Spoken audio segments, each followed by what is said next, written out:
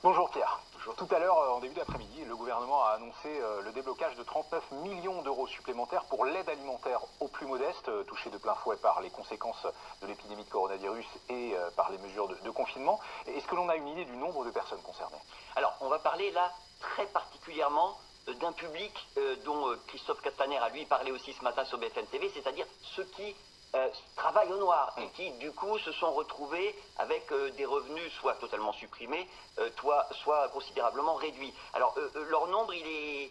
Alors le nombre précis, on ne peut pas le connaître par définition puisqu'on parle de travail clandestin, mais on a quand même des estimations. Alors c'est des estimations qui reposent le plus souvent sur des contrôles URSSAF. Hein. D'accord. Donc on estime que 5% des adultes de plus de 18 ans est payé, alors de façon complète ou partielle au noir, ça fait 2,5 millions de personnes.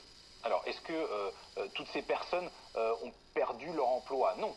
Pas toutes, il y en a qui ont perdu quelques heures, il y en a qui ont perdu totalement leur emploi, mais en tout cas, toutes ces heures perdues, elles ne donnent pas droit, évidemment, au chômage partiel.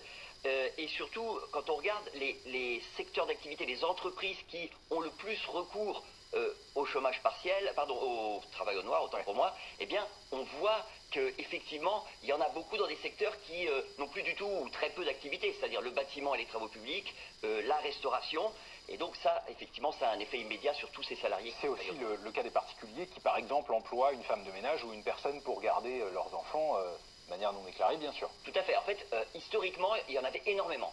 Et puis, dans le milieu des années 90, on a mis en place des systèmes qui facilitaient la déclaration et puis des systèmes qui incitaient fiscalement aussi à déclarer. Donc, on a augmenté le nombre de gens qui déclarent par 5. Mais il n'empêche qu'aujourd'hui encore, on a effectivement un nombre. Alors, il est difficile à estimer, mais il y a des sondages, je peux vous parler de ce sondage, qui montre, quand on leur pose la question, que vous avez des Français, des particuliers qui ont encore recours au travail au noir. C'est particulièrement vrai quand on fait appel à du babysitting. Et alors, il y a ce qu'on appelle le travail gris, c'est-à-dire qu'on déclare, mais on ne déclare pas toutes les heures. Et là, ça monte beaucoup plus, c'est-à-dire qu'il y a quand même pas mal de particuliers qui veulent bien déclarer, mais bon, une partie du salaire qui est versée sous la table, si j'ose dire, et c'est particulièrement vrai pour les seniors qui emploient une personne pour les aider, soit pour faire les courses, pour aller se promener dehors. Alors, comme il n'en est pas question aujourd'hui, évidemment, tous ces employeurs qui n'ont pas de raison de payer pour les heures qui ne sont pas faites, puisque de toute façon, ils ne les déclarent pas.